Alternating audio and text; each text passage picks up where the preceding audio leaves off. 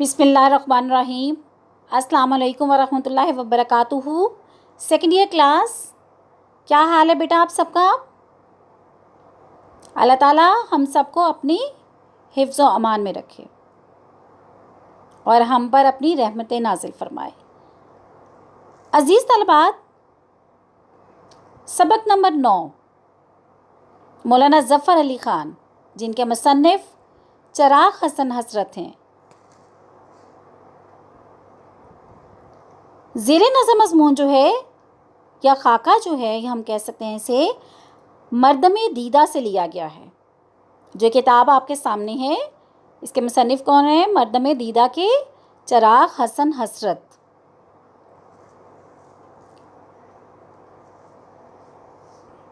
ایک اور تصویر دیکھیے مردم دیدہ کی۔ جی عزیز طلبات، چراغ حسن حسرت جو ہیں، ان کی آپ کے تصویر سامنے نظر آ رہی ہے۔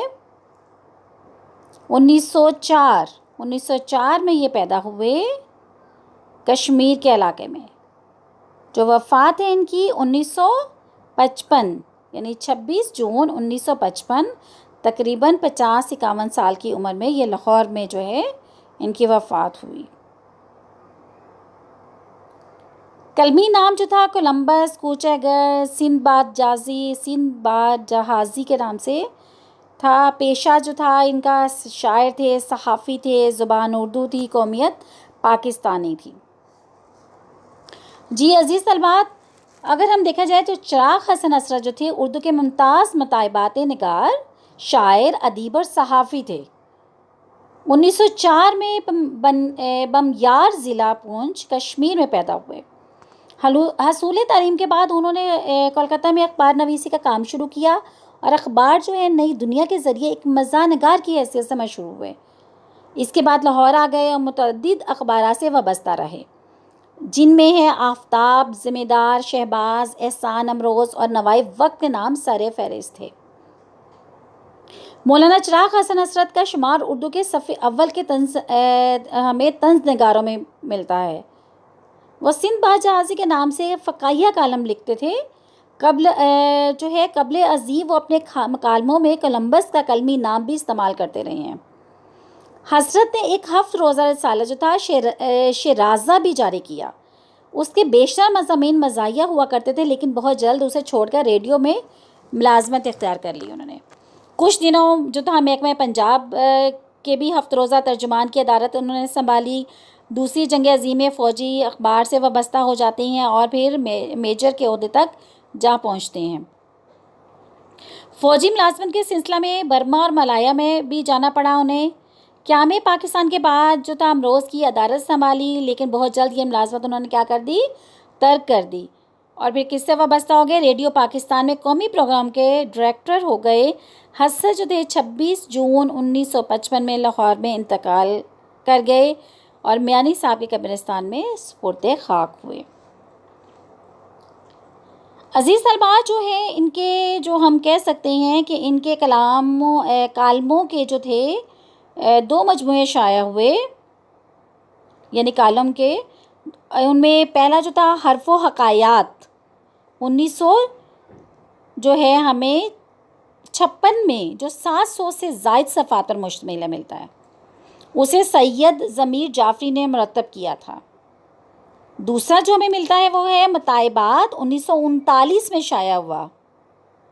ان کی دیگر تصانیف میں عزیز طلبات ہمیں ملتی ہیں جدید جغرافیہ پنجاب، کیلے کا چھلکا، دوسرے مضامین، قائد اعظم، پربت کی بیٹی، ایک جو یہ حصہ جسے مردم یہ دیدہ جو ہے، جہاں سے یہ جو مولانا ظفر علی خان کا خاکہ لیا گیا، اور حیات اقبال شامل ہیں۔ عزیز طلبات، یہ مزید ان کا تھوڑا سا تعارف ہے، جس میں جو ہے وہ مزید بتایا گیا وہ کہاں پیدا ہوئے، کہاں گئے، کیریئر آغاز انہوں نے کن سکولوں سے کیا۔ انہوں نے اردو اور فارسی کا بھی پڑھانا شروع کیا۔ ان کی 16 کتابیں ان کی تصانیف ہیں، اور مولانا ظفر علی خان اور مولانا جوہر کے نام جو ہے بلا تعامل لیے جا سکتے ہیں۔ مولانا ظفر علی خان نے زمیندار اخبار نکالا اور صحافت کے نئے معیارات قائم کیے۔ اس کے علاوہ انہوں نے شاعری میں بھی کمالات دکھائے، خاص طور پر نعت گوئی میں مولانا ظفر علی خان کا منفرد مقام حاصل تھا۔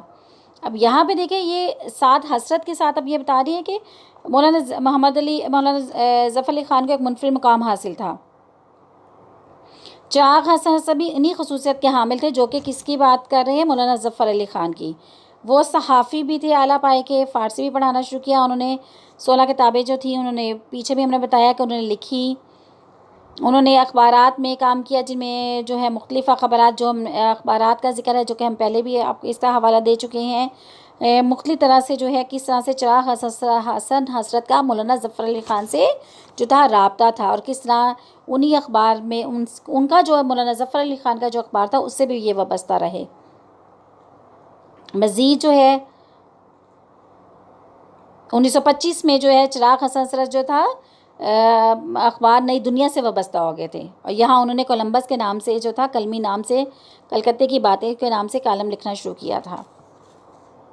جی طلبات، اب یہ آپ کو جو تصاویر نظر آ رہی ہیں جی یہ کس کی ہیں؟ مولانا ظفر علی خان، جو کہ آپ کے نصاب کے سبق یعنی نصاب میں جو آپ کا ایک جو دیا گیا ہے مولانا ظفر علی خان کی شخصیت، جو کہ انہوں نے لیا ہے چراغ حسن حسرت کی کون سے خاکے ان کی کتاب سے، مضمون سے.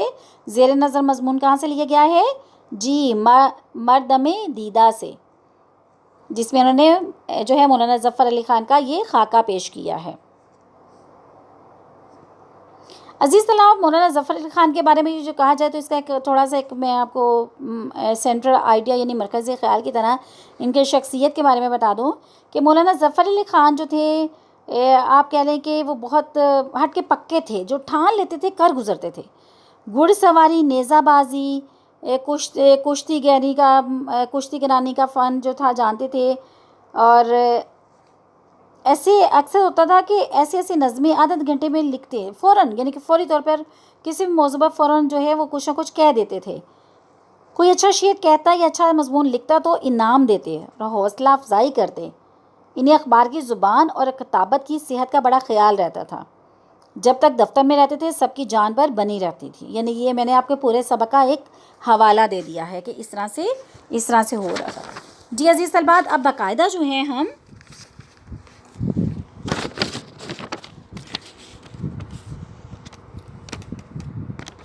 آپ کی کتاب جو ہے سیکنڈ ایئر کی کلاس مولانا ظفر علی خان کے بارے میں باقاعدہ جو ہے ہم پڑھنا شروع کریں گے.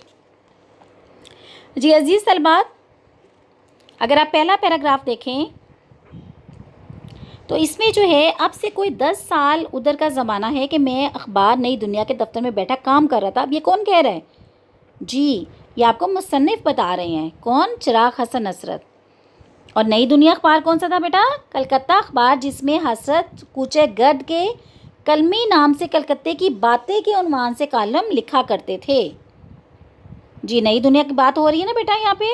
جی کلکتہ کا اخبار جس میں حسرت جو تھے وہ کیا کر رہے تھے؟ کوچے گرد کے ناکلمی نام سے کلکتے کی باتیں کے عنوان سے کالم لکھا کرتے تھے. اب وہ کہتے ہیں اتنے میں کسی نے آ کے کہا زمیندار صاحب آ گئے. اب زمیندار صاحب کیا ہے؟ مولانا ظفر علی خان کا اخبار زمیندار مراد ہے اس سے. میں اب آئے ہیں، میں لنگی باندھے بیٹھا تھا، سر کے بال پریشان، داڑھی کئی دن سے بڑھی ہوئی. زمیندار کا نام سنتے ہی ہڑبڑا کے اٹھا پوچھا کون زمیندار صاحب؟ وہ بیچارہ کچھ کہنے نہ پایا تھا کہ مولانا شائق احمد عثمانی آئے اور کہنے لگے بھائی مولانا ظفر علی خان آئے ہیں. اب دیکھیں یہاں پہ ہڑبڑا کے کیا ہوا؟ بدحواس ہو کر گھبرا کر کہ جو ہے وہ بات کرتے ہیں. اب وہ کیا کہہ رہے ہیں؟ وہ آئے ہیں چچا صدیق انصاری نے جو اپنے گدیلے پر بیٹھے پانوں کی جگالی فرما رہے تھے. پانوں کی جگالی فرما رہے تھے کیا مطلب ہے؟ جی پان منہ میں رکھ کر دیر تک چبانا. ٹھیک ہے. اب وہ کیا کہہ رہے ہیں اس پہ؟ وہ کہہ رہے تھے جگالی فرما رہے تھے، انگڑائی لی اور نیم باز آنکھوں سے ادھر ادھر دیکھ کر ایک گلوری گلے میں دبا لی. نیم باز آنکھوں سے، آدھ کھلی آنکھوں سے. گلوری کا مطلب کیا ہے؟ بنایا اور لپٹا ہوا پان. بنا اور لپٹا ہوا پان. یعنی ایک انہوں نے کیا کیا، جلدی سے ایک پان کو بنایا اور پھر اس کو کیا کر لیا، اپنے منہ میں دبا لیا، لے لیا، گلے میں دبا لی. گلے میں جبڑوں میں لے لینا. اب ان دنوں نئی دنیا کا دفتر جو چونا گلی میں ہوا کرتا تھا. ٹھیک ہے، چونا گلی میں ہوا کرتا تھا. اب یہ وہاں پہ یہ جگہ کا نام ہے. سڑک کے کنارے ایک چھوٹا سا مکان تھا. باہر ایک طرف عصر جدید پریس، دوسری طرف حکیم غلام مصطفیٰ کا مطب. اب غلام مطب کا مطلب تھا حکیم کا کلینک. دروازے سے اندر گھسو تو داہنی طرف، یہ آپ کو بیٹا پورا احوال بتا رہے ہیں، پورے ایک آپ کو منظر کشی آپ کے سامنے کر رہے ہیں کہ کس طرح سے وہ پورا ایک آپ کے سامنے بتا رہے ہیں کس طرح سے یہ سارا تھا، کس طرح سے یہ اخبار تھا اور کیسے کیسے جگہ پہ تھا. اب وہ کہہ رہی ہیں کہ یہاں پہ جو تھا دروازے سے اندر گھسو تو داہنی طرف ہمیں نئی دنیا آباد تھی اور بائیں طرف مولانا شائق احمد عثمانی نے پرانی دنیا بسا رکھی تھی. یعنی اپنی اہل و عیال کے ساتھ عربی کی بھاری بھرکم کتابوں سمیت وہ کیا کر رہے تھے، یہاں پہ رہ رہے تھے. یعنی اپنے کنبے بال بچوں سمیت جو تھے وہاں پہ رہتے تھے. اب میں اس نئی دنیا کا کولمبس تھا. ٹھیک ہے، کولمبس کسے کہتے ہیں؟ اسپین کا ایک معروف جو تھا جہاز ران تھا. ٹھیک ہے بیٹا، 1451 سے 1500 جو ہے 6 پورا نام کرسٹو تھا اور کرسٹو کولمبس تھا، کرسٹوفر کولمبس تھا. وہ ہندوستان پہنچنے کے لیے روانہ ہوا مگر امریکہ کے ساحل تک جا پہنچا. اس طرح امریکہ کی دریافت کا صحرا جو تھا اس کے سربندہ حضرت جو ہے ابتداء میں کولمبس کے کلمی نام سے بھی لکھتے رہے ہیں، اس لیے انہوں نے یہاں پہ لکھا ہے. اور مکالہ افتتاحیہ کے جہاز کے ساتھ ساتھ فقہ حالات کی کشتی بھی چلاتا تھا. افسوس کہ یہ محفل سال بھر کے اندر اندر برہم ہو گئی. نئی دنیا رہی نہ پرانی دنیا، رہے نام اللہ کا. اب یہ کیا ہے؟ فقہات کا مطلب کیا ہوتا ہے؟ مزاحیہ جو ہے وہ کالم لکھنا. افتتاحیہ جو ہے اخبار کا اداریہ کہتے ہیں جس کو. اس میں افتتاحیہ کا بھی نا مکالہ افتتاحیہ کے جہاز کے ساتھ، تو افتتاحیہ کا مطلب کیا ہوتا ہے؟ اخبار کا اداریہ. جی اصل بات دیکھیے، پہلے پیراگراف میں جو ہے پہلا جو ہم نے عبارت پڑھی ہے اس میں انہوں نے اس کا بتایا کہ کس طرح سے وہ بیٹھے ہوئے تھے اور کس طرح سے انہوں نے سنا کہ جو ہے مولانا ظفر علی خان آ گئے، تو پھر اس کے ساتھ وہ پورا حال احوال بتا رہے ہیں کہ کون. انہوں نے پوچھا کون ہے یہ زمیندار، سے انہوں نے کیا کہا؟ زمیندار تھا. انہوں نے کہا کہ یہ مولانا ظفر علی خان ہے. پھر اس کے بعد وہ پورا حال احوال جو ہے وہ بتا رہے ہیں کس کے ساتھ چچا صدیق کس طرح سے بیٹھے ہوئے تھے اور کس طرح سے انہوں نے منہ میں جو ہے وہ پان لیا. پھر نئی دنیا کے بارے میں کہ نئی دنیا کا دفتر کس گلی میں تھا، کس طرح تھا، اس کا مکان کیسا تھا اور اس میں کون کون لوگ آباد تھے اور کس اس کے سامنے کون تھا، ایک مکتب تھا. اس طرح سے پوری تفصیل کے ساتھ آپ کو وہ پورا ایک خاکہ آپ کے سامنے پیش کر رہے ہیں. جی عزیز طلبات، اب ہے پیراگراف نمبر 2. تھوڑی دیر میں مولانا ظفر علی خان کھٹ کھٹ کرتے تشریف لائے. میں نے انہیں اس سے پہلے کبھی نہیں دیکھا تھا. تصویریں ضرور دیکھی تھی لیکن تصویروں سے کسی شخص کی آپ جو ہے اس کے متعلق صحیح اندازہ نہیں کر سکتے. واقعی دیکھیں عزیز طلبات، آپ بھی اگر دیکھیں تو ہم حقیقت میں جو تصویریں میں نظر آتا ہے بعض میں اس کے بالکل برعکس نظر آتا ہے. یہاں بھی کچھ ایسی ہی صورتحال پیش تھی. بہرحال اتنا تو یقین تھا کہ ان کی توند تو ضرور بڑی ہوئی. توند کا مطلب کیا ہے؟ پیٹ کا بڑا ہوا ہونا. آخر جب معمولی کارکنوں کا قبا جو ہے شکم گنبد فلک سے ہمسری کرتا ہے. اب گنبد شکم کا مطلب پیٹ کا جو ہے گنبد فلک کا مطلب ہے آسمان کا گنبد، یعنی کہ بہت زیادہ بڑا ہوا ہونا. تو مولانا ظفر علی خان کو جنہیں آل انڈیا لیڈر کی حیثیت حاصل ہے ایک عدد گرانڈیل ٹون کا مالک ہونا چاہیے تھا. گرانڈیل ٹون کا مطلب بہت بڑی. لیکن انہیں دیکھ کر سخت مایوسی ہوئی کہ نہ تو تون تھی نہ کیا تھا امامہ تھا. امامہ کا مطلب کیا ہے؟ پگڑی یا نہ دستار تھی. آخر یہ کیسے مولانا اور کیسے لیڈر ہیں؟ اب وہ کیا کر رہے ہیں؟ مولانا چراغ حسن جو ہے وہ پہلے ایک اسکیچ ایک خاکہ اپنے ذہن میں بنایا ہوا تھا کہ جو ہے مولانا ظفر علی خان اس طرح کے ہیں. لیکن جب انہوں نے ان کو سامنے اپنے روبرو دیکھا تو وہ ان کا جتنے بھی ان کا خاکہ تھا جو انہوں نے تصویر بھی دیکھی ہوئی تھی تو ایک خاکہ انہوں نے بنا لیا تھا ایسے ایسے ہو سکتے ہیں، تو وہ بالکل ان سے برعکس نکلے. گراز لاہور آ کے کھلا کہ مولانا تون سے کیوں محروم ہے. اب وہ بتا رہے ہیں ان کی تون کیوں نہیں ہے.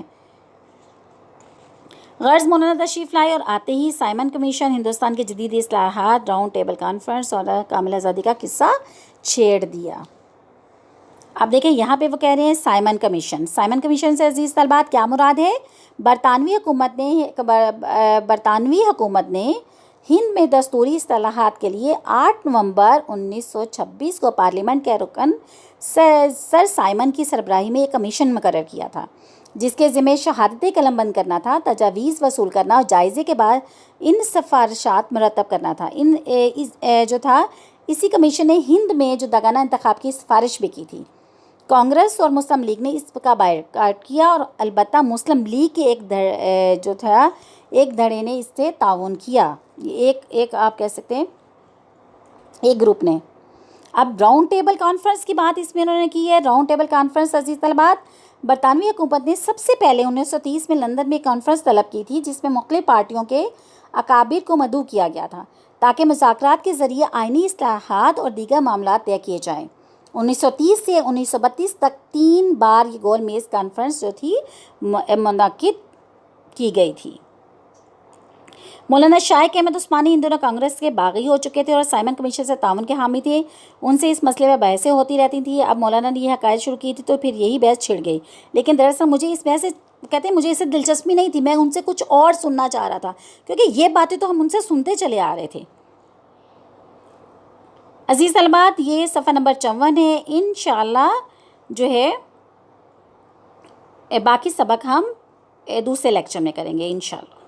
اللہ تعالیٰ آپ سب کا حامی و ناصر ہو، دعا میں یاد رکھیے گا، اور نماز کا اہتمام کریں، قرآن مجید کی روزانہ تلاوت کریں، کوشش کریں کہ قرآن مجید کو ترجمے کے ساتھ، جتنا بھی پڑھیں قرآن مجید کو ترجمے کے ساتھ پڑھیں۔